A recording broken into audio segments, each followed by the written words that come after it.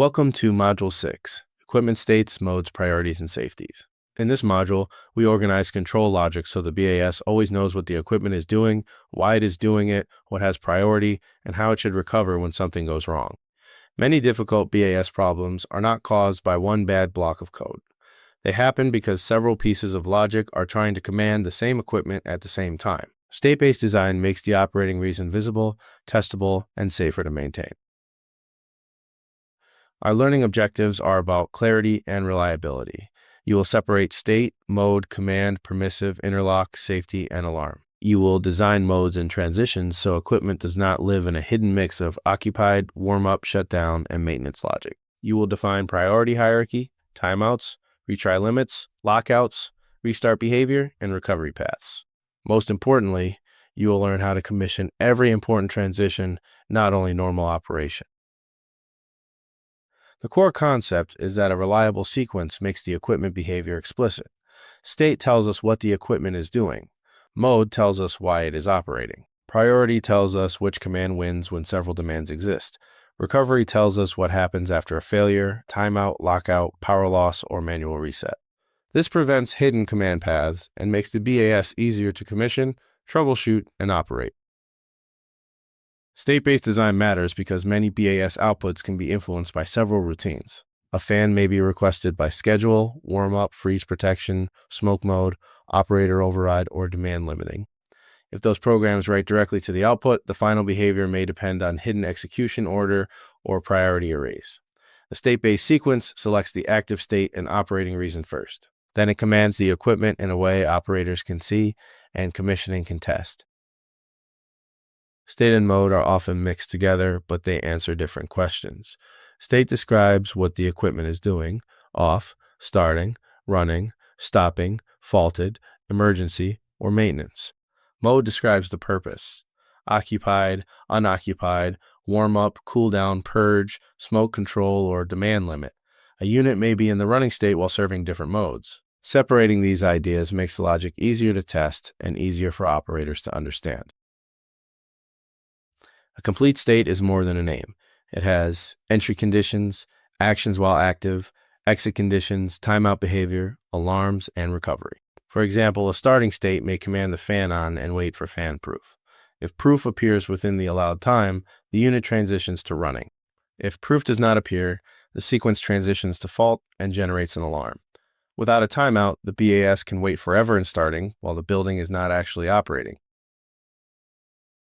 A priority hierarchy keeps optimization from overriding protection.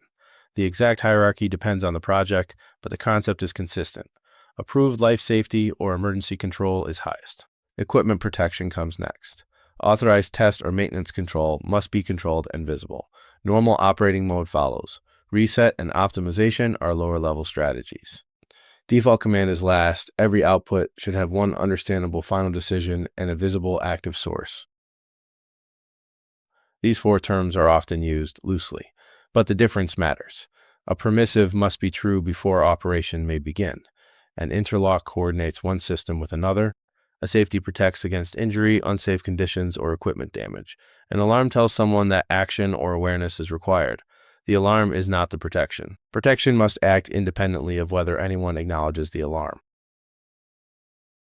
Startup and shutdown are part of the sequence, not just supporting details. A controlled start verifies mode and permissives, positions dampers and valves, allows travel time, starts equipment, waits for proof, and only then enables normal loops. A controlled stop may disable outputs, position dampers, stop fans in the required order, provide post-run or purge time, reset loop states, and record the final mode. The order must reflect the physical process. Every waiting state needs a timeout. If a fan is starting and proof never arrives, the system should not remain indefinitely in starting.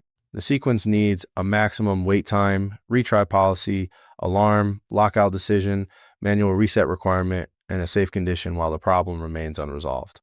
Automatic retry can be useful for selected transient failures, but repeated failures should be counted, recorded, and eventually locked out when consequence requires it. Power restoration and communication recovery can create risk. Many units may try to restart together. Some network commands may be stale. PID loops may hold values that do not match the current physical condition. Restart logic may need randomized delays, priority by criticality, plant capacity confirmation, release of stale commands, PID reinitialization, and sensor quality checks. The professional rule is simple. After uncontrolled loss, the BAS should rebuild a safe current state instead of blindly trusting old commands. A fan state machine gives us a simple example. In off, the fan command is off while the system waits for an enable request and permissives. In starting, the fan is commanded on, and the sequence waits for proof. If proof appears, the state becomes running and normal loops may be enabled. If proof does not appear before the timer expires, the sequence goes to fault. If proof is lost during running, it also goes to fault. Commissioning must test each transition, timeout, proof failure, and reset condition. Common failures usually hide the active command reason. Multiple programs write the same output. Alarms are treated like safeties, even though no protective action occurs. Starting states wait forever for proof. Old overrides resume after power loss. Warm-up or purge runs without a visible mode. Maintenance mode becomes an informal bypass. The answer is disciplined state logic, clear priority, visible reason codes, timeouts, and recovery testing. Use this field checklist before approving a sequence or commissioning a state machine. List all states and modes. Make entry and exit conditions explicit. Define modes as mutually exclusive or clearly hierarchical. Document and display the priority order. Separate permissives, interlocks, safeties, and alarms. Give every wait a timeout and every retry a limit. Define restart after power or communication loss. Then test every important transition. A sequence is not complete until failure and recovery behavior are understood. Let's summarize Module 6. State describes what equipment is doing, while mode describes why it is operating. Priority prevents optimization or normal logic from overriding protection. A permissive, interlock, safety, and alarm are not the same thing. Every waiting condition needs a timeout, failure transition, and recovery path. Restart logic must handle power loss, communication loss, and stale commands. In the next module, we apply these ideas to air handling unit operating sequences.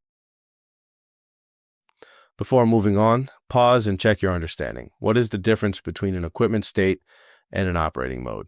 Why should normal loops be enabled only after fan or pump proof? What is the difference between a permissive and a safety? Why does every starting state need a timeout? And what risks arise when several programs write the same output? For your field prompt, choose one AHU or pump system and sketch its states, modes, priorities, and recovery path.